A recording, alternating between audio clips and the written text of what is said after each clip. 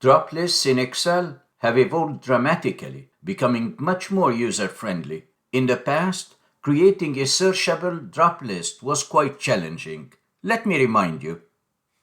In this worksheet in cell A5, I created a drop list for over 100 different names. And this is a searchable drop-down list.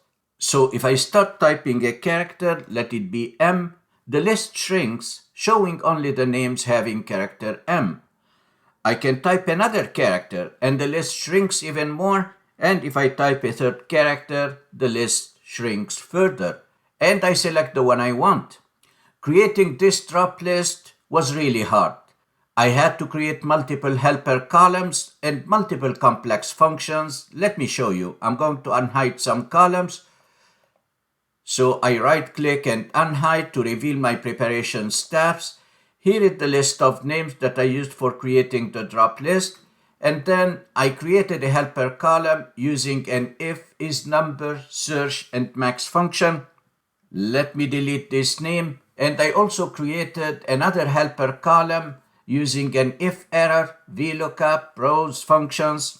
And then I created an offset function. I saved it in a defined name. I used this defined name for creating my drop list. What a hassle.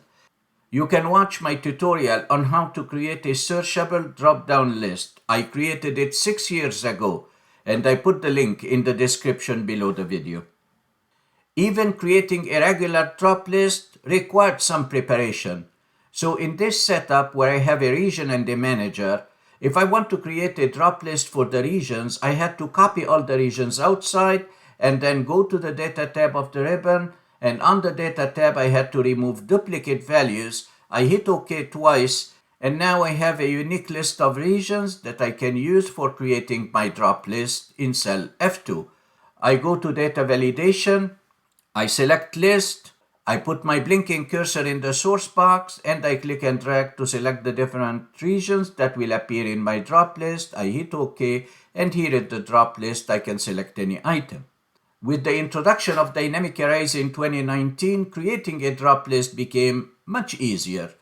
So instead of removing duplicates, I just create a unique dynamic array function that looks at the range of regions and it spills to the adjacent cells, returning a unique list of regions. And to create the drop list in cell J2, I click on data validation. I want to create a drop list. I put my blinking cursor in the source box and I select one single cell, the cell where I created my function in cell K1, and I type the spilled array symbol Shift 3 on your keyboard, where I hit OK. Now I would have created my drop list. All that became history. To create a searchable drop list without having any duplicates, I don't need to create complex functions. I don't need to use the remove duplicate tools. I don't even need to use a unique dynamic array function.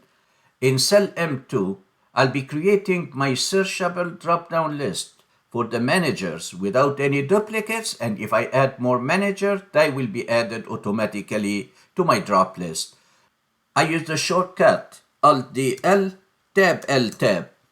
And then I select the list of managers from the source data and few extra records to accommodate for adding more managers. Now when I hit OK, I get my drop list, which is a searchable drop list. It doesn't have any duplicates, and if I type, let's say, letter S, the list shrinks automatically just to the name starting with letter S. The only problem I have is this blank item for the extra rows I selected. And here comes the dot operator. I'll be opening the data validation dialog box one more time, Alt-D-L. All what I need to do, following the colon, is to type a dot. What does the dot operator do? It selects up to the last used cell. So if I have blanks, they will be excluded automatically. But if I add more records, they will be included in my data validation drop list. Let's test. I hit OK.